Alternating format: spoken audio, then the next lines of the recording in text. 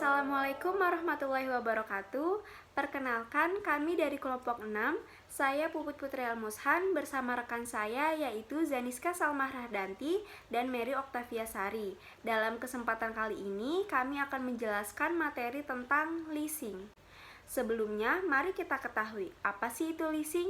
Jadi, menurut keputusan Menteri nomor 1169 pada tahun 1991 tentang kegiatan sewa guna usaha, yaitu sewa guna usaha atau yang biasa kita kenal dengan leasing merupakan salah satu kegiatan pembiayaan atau barang modal baik dengan hak opsi maupun tanpa hak opsi untuk digunakan oleh nasabah selama jangka waktu tertentu, di mana untuk pembayarannya ini dilakukan dengan cara angsuran.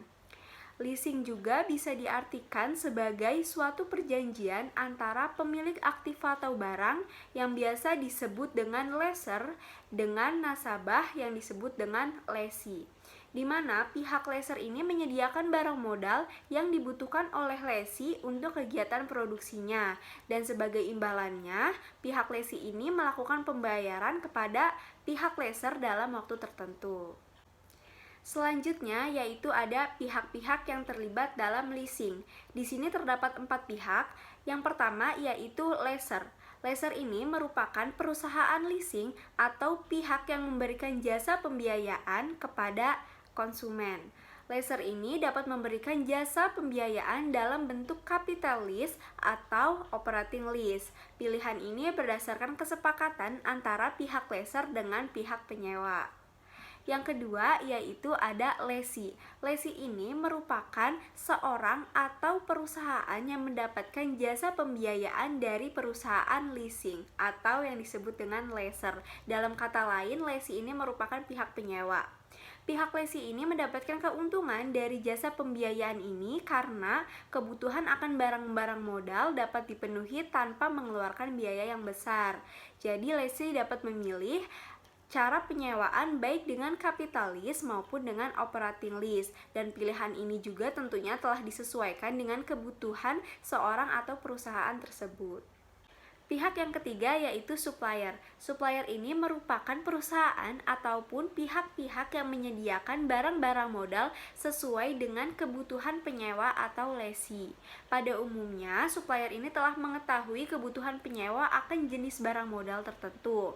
Kemudian, supplier secara aktif melakukan pendekatan kepada lessee dan lessor agar mereka memilih barang modal yang ditawarkan. Persaingan antara pihak supplier yang cukup tinggi memberikan keuntungan bagi pihak lessee maupun lessor berupa potongan harga ataupun keuntungan lainnya. Pihak yang keempat yaitu ada bank atau kreditor.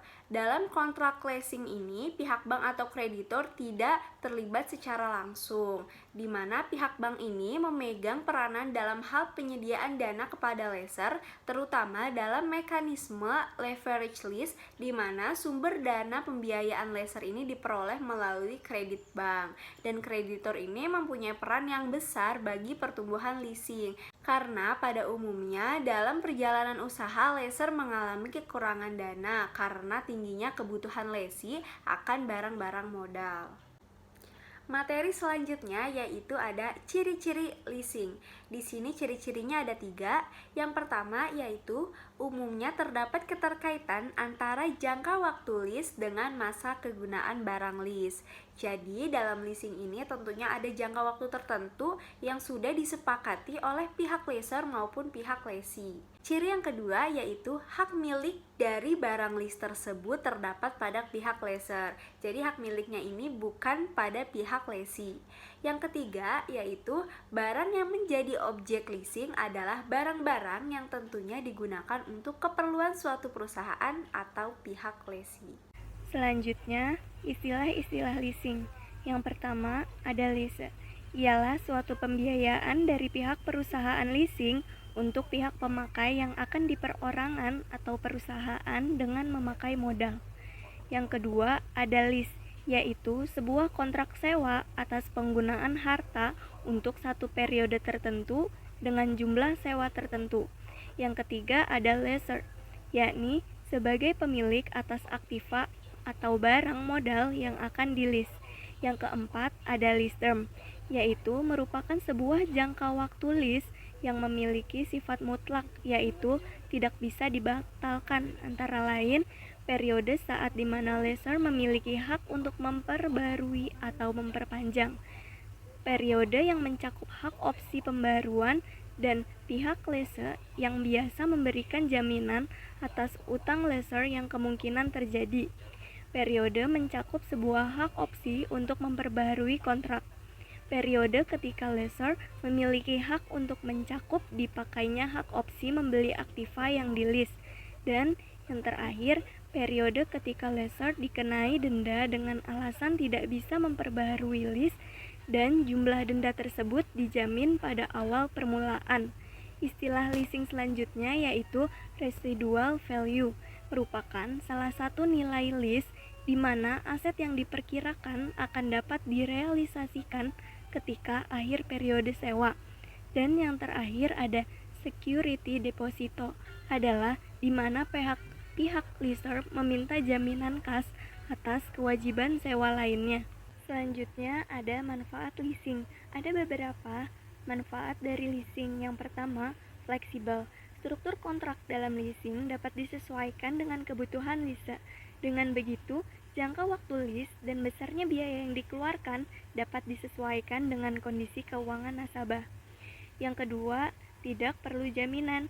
Dalam leasing, hak kepemilikan sah atas aktiva yang di-lease serta pembayaran lease sesuai pendapat oleh aktiva dapat menjadi jaminan bagi lease itu sendiri. Yang ketiga, ada capital saving. Lembaga pembiayaan pada umumnya memberikan pembiayaan sebesar 100% kepada nasabahnya.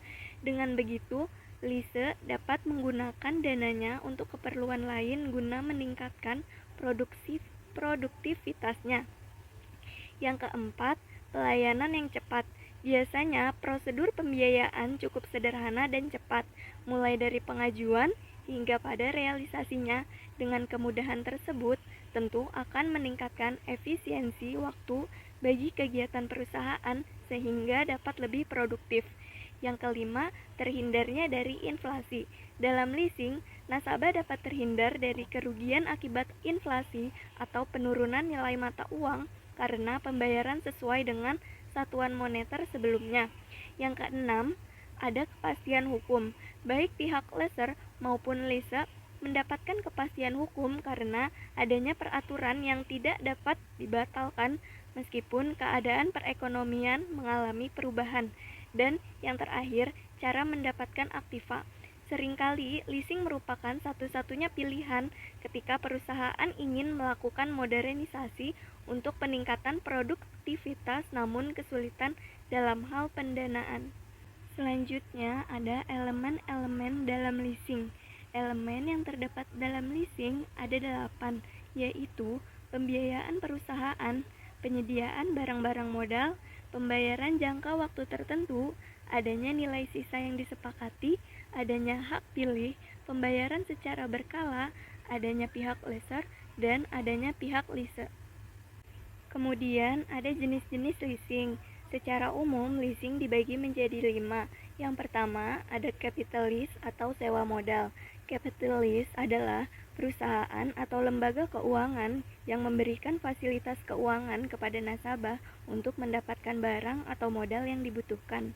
Cara kerja leasing jenis ini adalah nasabah atau lease mencari barang yang dibutuhkan dengan spesifikasi tertentu ke supplier. Selanjutnya, setelah nasabah mendapatkan barang dari supplier, lessor akan membayarkan sejumlah uang kepada supplier atas barang yang dibutuhkan nasabah. Setelah itu, lessor selesai membeli barang dari supplier, nasabah harus membayarkan sejumlah uang atau modal atau DP kepada lessor sebagai bagian dari proses perjanjian yang telah disepakati. Nasabah pun diwajibkan untuk melunasi sisa utang dalam periode tertentu sesuai dengan perjanjian kontrak. Capital lease ini dibedakan menjadi 2, yaitu yang pertama ada direct finance lease, yaitu transaksi ini terjadi jika lease meminta lessor untuk membelikan suatu barang. Yang kedua ada sell and leaseback, yaitu jadi dalam transaksinya lease menjual barang aktiva miliknya kepada lessor. Artinya seorang lease membutuhkan dana dari penjualan barangnya. Jenis yang kedua yaitu operating lease atau sewa operasi. Nah, operating lease ini adalah perusahaan pembiayaan yang menyediakan jasa sewa barang kepada nasabah dalam jangka waktu tertentu. Biasanya nasabah hanya fokus membayar biaya sewa atau rental barang saja, sedangkan harga barang dan biaya lain-lain dibayarkan oleh leaser. Yang ketiga, ada leverage lease atau sewa guna usaha. Menurut Investopedia, pengertian leverage lease adalah suatu proses perjanjian leasing yang dibiayai melalui leaser dengan bantuan dari lembaga keuangan pihak ketiga, misalnya adalah bank. Dalam leverage leasing, suatu aset disewa dengan bantuan dana pinjaman. Sewa dengan leverage biasanya digunakan dalam penyewaan aset yang direncanakan untuk penggunaan jangka pendek. Nah, aset tersebut seperti mobil, truk, kendaraan konstruksi, dan peralatan bisnis. Nah, biasanya ini tersedia melalui opsi leverage leasing. Sewa dapat dilakukan oleh perusahaan atau individu yang akan menyewa aset. Jenis leasing yang keempat yaitu sales type lease. Nah, menurut Explain, pengertian sales type lease ini atau penjualan sewa adalah jenis sewa modal di mana nilai sekarang dari pembayaran sewa minimum lebih tinggi dari jumlah aset sewaan tercatat. Nah, dalam tipe penjualan sewa, leaser mencatat laba operasi sama dengan perbedaan antara pembayaran sewa minimum dan jumlah aset sewaan tercatat. Selain itu, leaser juga mencatat pendapatan bunga selama masa sewa. Sewa tipe penjualan biasanya relevan untuk dealer dan manufacturer leaser yang juga menghasilkan laba kotor pada awal sewa bersamaan dengan pendapatan bunga berkala. Sewa jenis penjualan hanya relevan untuk leaser dan tidak memiliki implikasi akuntansi untuk penyewa. Ini dapat dikontraskan dengan sewa pembiayaan langsung di mana tidak ada laba operasi yang diakui pada awal sewa. Dan yang kelima, jenis leasing yaitu cross-border lease. Transaksi ini adalah transaksi leasing yaitu dilakukan dengan melewati batas suatu negara. Lessor dan lease terletak pada dua negara yang berbeda. Barang-barang atau peralatan yang ditransaksikan dalam cross-border lease ini adalah barang yang memiliki nilai yang besar. Contohnya seperti pesawat terbang bentukan Boeing dan Airbus. Sumber dana leasing. Sumber dana leasing dapat berasal dari modal intern, yaitu modal disetor, laba ditahan, depresiasi. Bank-bank komersial yang besar telah menjadi makin tertarik dalam pembiayaan leasing, dan juga perusahaan asuransi jiwa. Perusahaan ini telah menjadi populer dalam hal leasing jangka panjang untuk real estate, dan juga perusahaan-perusahaan pelayanan keuangan. Perusahaan-perusahaan keuangan yang komersial dan perusahaan-perusahaan leasing merupakan sumber dana penting untuk mesin-mesin dan peralatan-peralatan. Dan juga ada juga perusahaan leasing khusus. Lembaga-lembaga keuangan dan perusahaan-perusahaan leasing khusus menyediakan dana untuk leasing suatu perusahaan. Selanjutnya adalah penggolongan perusahaan leasing. Perusahaan leasing dapat dalam menjalankan kegiatan usahanya dapat digolongkan ke dalam 3 kelompok, yaitu independent leasing company, yaitu perusahaan leasing jenis ini mewakili sebagian besar dari industri leasing. Selanjutnya juga ada capital lessor. Capital lessor akan tercipta apabila supplier atau produsen mendirikan perusahaan leasing sendiri untuk membiayai produk-produknya. Dan yang terakhir ada lease broker atau packager. Bentuk akhir dari perusahaan leasing adalah lease broker atau packager.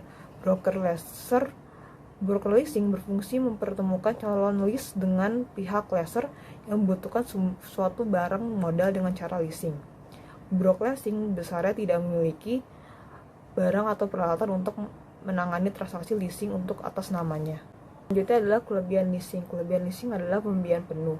Transaksi leasing sering dilakukan tanpa perlu uang muka dan pembiayaan dapat diberikan sampai 100% full payout. Dan selanjutnya adalah lebih fleksibel. Dipandang dari segi perjanjiannya, leasing lebih luas karena leasing lebih mudah menyesuaikan keadaan keuangan lease dibandingkan dengan perbankan. Dan selanjutnya ada sumber pembiayaan alternatif, yaitu leasing merupakan sumber pembiayaan lain bagi perusahaan tanpa mengganggu fasilitas kredit yang telah dimiliki. Dan yang selanjutnya adalah off-balance sheets, yakni tidak adanya ketentuan keharusan mencantumkan transaksi leasing dalam neraca memberi daya tarik tersendiri kepada lease, karena tanpa mencantumkan sebagai aktiva, berarti prosedur pembelian barang tidak perlu dipenuhi secara terperinci karena mungkin masih dalam batas kewenangan direksi. Dan selanjutnya adalah arus dana. Keluasan pengaturan pembayaran sewaan sangat penting dalam perencanaan arus dana, karena pengaturan ini akan mempunyai dampak yang berarti terhadap pendapatan lease. Selanjutnya adalah proteksi inflasi. Leasing dapat merupakan pelindung terhadap inflasi, meskipun dalam beberapa keadaan sering dikatakan hal ini kurang relevan. Selanjutnya adalah perlindungan akibat kemajuan teknologi. Dengan memanfaatkan leasing, les dapat terhindar dari kerugian akibat barang yang disewa tersebut mengalami ketinggian model dan teknologi yang disebabkan oleh pesatnya perkembangan teknologi. Dan selanjutnya adalah sumber pelunasan kewajiban. Pembatasan pembelanjaan dalam perjanjian kredit dapat diatasi melalui leasing, karena pada umumnya pelunasan atau pembayaran angsuran hampir selalu diperkirakan berasal dari modal kerja yang dihasilkan oleh adanya barang yang di-lease. Selanjutnya adalah kapitalisasi biaya. Adanya biaya-biaya tambahan selain harga perolehan seperti biaya penyerahan, instalasi, pemeriksaan, konsultan, percobaan, dan sebagainya dapat dipertimbangkan sebagai biaya modal yang dapat dibiayai dalam leasing dan dapat disusutkan berdasarkan namanya leasing. Selanjutnya ada risiko keuangan. Dalam keadaan yang serba tidak menentu, operating lease yang berjangka waktu relatif singkat dapat mengatasi kekhawatiran lease terhadap risiko keuangan, sehingga lease tidak perlu mempertimbangkan risiko pada tahap dini yang mungkin terjadi. Selanjutnya adalah kemudahan penyusunan anggaran.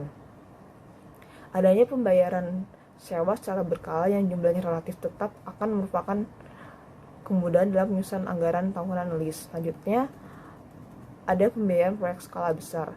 Adanya keengganan untuk memikul risiko investasi dalam pembiayaan proyek yang seringkali menjadi masalah di antara pemberi dana.